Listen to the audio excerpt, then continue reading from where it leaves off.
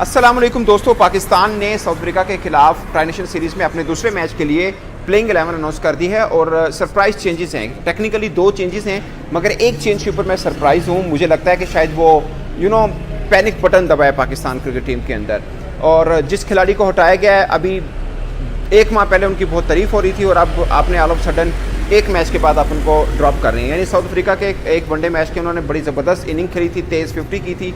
हमें लगा कि चलें ठीक है, हमें एक नया कैरेक्टर मिला है जो कि तेज़ भी खेल सकता है। और उसके बाद एक आधे मैच में नाकामी और हमने उनको साइड पे बिठा दिया और उनकी जगह पर हमने एक और बल्लेबाज को शामिल कर लिया। वो भी टेक्निकल अच्छे बल्लेबाज, इसमें कोई शक नहीं, मगर दोनों का आप डोमेस्टिक रिकॉर्ड भी आप उठा के देख लीजिए तो आपको लगेगा कि जिसको निकाला है उसका डोमेस्टिक रिकॉर्ड ज़्यादा बेहतर है। और एक अल्टीमेट चेंज थी कि हारिस रऊफ नहीं खेल रहे थे। मैं एक्सपेक्ट कर रहा था कि हारिस रऊफ की जगह पर आकिफ जवेद आएंगे, बट टीम ने समझा कि नहीं, हसनैन को ही खेलना चाहिए। और टेक्निकली वैसे हसनैन की जगह इसलिए बनती है कि आपने ऑलरेडी स्क्वाड के अंदर हसनैन को रखा है और आपने अल्टरनेट के तौर के ऊपर आप आकिफ जवेद को लेके आए। तो ऐसे में अगर आप हसनैन को नज़रअंदाज करते हैं और आकिफ जवेद को खिलाते हैं तो फिर बात बनेगी कि आपने ऑलरेडी 4 जो पेसर आपने अनाउंस किए थे उसमें से आपने एक पेसर को बैठा दिया है और आकिफ जवेद जो अल्टरनेट के तौर पर आए थे आपने उनको कैसे खिला दिया। तो इसलिए मुझे लगता है कि टीम मैनेजमेंट ने आकिफ जवेद को प्लेइंग 11 में शामिल नहीं किया, मोहम्मद हसनैन को हारिस रऊफ की जगह पे प्लेइंग 11 में शामिल कर लिया है।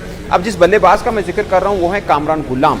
उनको ड्रॉप किया गया है और उनकी जगह पर सऊद शकील को शामिल किया है। आपको याद होगा जब पहला मैच था, मैंने आपको उस वक्त भी बोला था कि बहुत से लोग सऊद शकील की बात कर रहे हैं कि आप ना खुशदिल को निकाल दो या तैयब ताहिर को निकाल दो, सऊद शकील को ले आओ। मैं उस वक्त भी एक पॉइंट कहता था कि भाई सऊद शकील पहले 4 में से किसी नंबर पर खेल सकता है। चौथे नंबर पे कप्तान रिजवान खेलते हैं, वो तो ज़ाहिर है जगह उनकी अपनी है, वहाँ पे सऊद शकील नहीं खेलेंगे। ओपनर फ़खर जमान है, उनकी जगह पे भी नहीं आ सकते। बाबर आजम का हमने एक एक्सपीरियंस किया कि उनको ओपन करते हैं, तो अब एक मैच में नाकामी के बाद आप बाबर आजम को हटाकर किसी और को ओपनर नहीं लगा सकते। तो अल्टीमेट चॉइस यही थी कि कामरान गुलाम को ड्रॉप किया जाए और सऊद शकील को शामिल किया जाए। पर क्वेश्चन इस कि क्या कामरान गुलाम को ड्रॉप करना ठीक है? अगर आप कराची की बात करें तो स्पिन को स्पिन स्पोर्टिव पिचेस होती हैं, सऊद शकील का होम ग्राउंड है, तो इस पर्सपेक्टिव में ठीक है कि सऊद शकील की जगह बना ली, आपको एक लेफ्ट आर्म वाली ऑप्शन मिल गई है। वैसे तो आपके पास ऑलरेडी फ़खर जमान भी लेफ्ट आर्म ऑप्शन है, आपका खुशदिल शाह भी एक तरह से लेफ्ट आर्म ऑप्शन है, तो अब आपने वन डाउन के अंदर भी आपने सऊद शकील को शामिल कर लिया है। बट मुझे लगता है कि कामरान गुलाम बुरे बैटर नहीं थे, उनका डोमेस्टिक रिकॉर्ड शायद सऊद शकील से भी बेहतर है और इंटरनेशनली भी वो बुरा नहीं खेल रहे थे। एक आधा मैच ऊपर नीचे हो जाता है, यही प्रॉब्लम है कि हम रूम नहीं होने देते हैं। हम एक डिफीट के बाद कहा ज़रूर जाता है टीम मैनेजमेंट को कि ज़्यादा शोर मचाने की ज़रूरत नहीं है, ज़्यादा पैनिक बटन नहीं है, ये वो नहीं है, बट फिर हम गलती कर जाते हैं, हम फिर उस प्लेयर को ड्रॉप करते हैं। अब आपने कामरान गुलाम को ड्रॉप किया, आप सऊद शकील को आप इन कर रहे हैं। खुदा ना खास्ता अगर सऊद शकील परफॉर्म नहीं करते 1-2 मैच, तो फिर आप अपना कॉम्बिनेशन क्या करेंगे? मेरा पॉइंट ये है कि आपने 3 सीरीज़ जीती, उसके अंदर आपने कामरान गुलाम को खिलाया। अब आपको टेक्निकली तो एक चेंज करनी थी ना कि फ़खर जमान नहीं है, साइम नहीं है, उनकी जगह फ़खर जमान खेल रहे हैं, बाकी तो वही टीम बननी थी। बट अब आपने साइम अयूब की जगह पे फ़खर आ गए, अच्छी चेंज है, मतलब फ़खर को आना ही था। बट कामरान गुलाम जो आपकी जीती हुई टीम का हिस्सा थे, आपने उनको ड्रॉप करके आपने फिर सऊद शकील को लिया। Nothing against Saud Shakeel, he is a good batsman, but अगर इतने अच्छे बैट्समैन थे तो आपने 3 सीरीज़ में किसी एक में भी क्यों नहीं खिलाया उनको?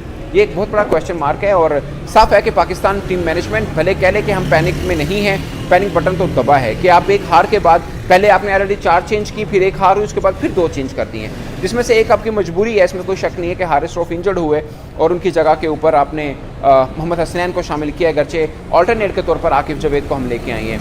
बट पॉइंट इस हारिस रऊफ चैंपियंस ट्रॉफी के लिए टीम का हिस्सा होंगे। बहुत से लोग सवाल पूछ रहे थे कि हारिस रऊफ क्या चैंपियंस ट्रॉफी से भी बाहर हो गए?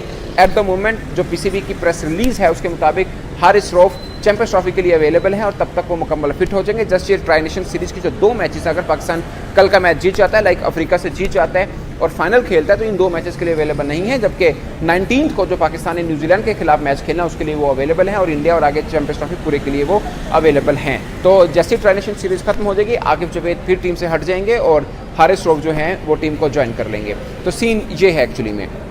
और ये कॉम्बिनेशन अगर हम देखें तो बाबर आजम, फ़खर जमान ये ओपन है, सऊद शकील जो हैं वो वन डाउन पोजीशन के ऊपर आएंगे, 4 नंबर के ऊपर कप्तान मोहम्मद रिजवान होंगे, 5वें के ऊपर सलमान अली आगा होंगे, 6ठे के ऊपर तैयब ताहिर हैं, 7वें के ऊपर खुशदिल शाह हैं और फिर आ जाएंगे शाहीन शाह अफरीदी, उसके बाद नसीम शाह आएंगे, फिर आएंगे आपके पास हसनैन और अबरार। ये आपके 11 की कॉम्बिनेशन बनाया पाकिस्तान टीम ने। आई होप कि ये बदलाव टीम की के नतीजे में भी कोई बदलाव लेके आए, अदरवाइज बज़ाहिर लग रहा है कि 2 चेंज शायद थोड़ा सा अनफेयर टूवर्ड्स कामरान गुलाम। ये मेरा ख्याल है और आपका क्या ख्याल है? अपनी राय कमेंट के सेक्शन में जरूर आएगा। मेरी तरफ से इतना ही, इजाज़त दीजिए, अल्लाह हाफिज़।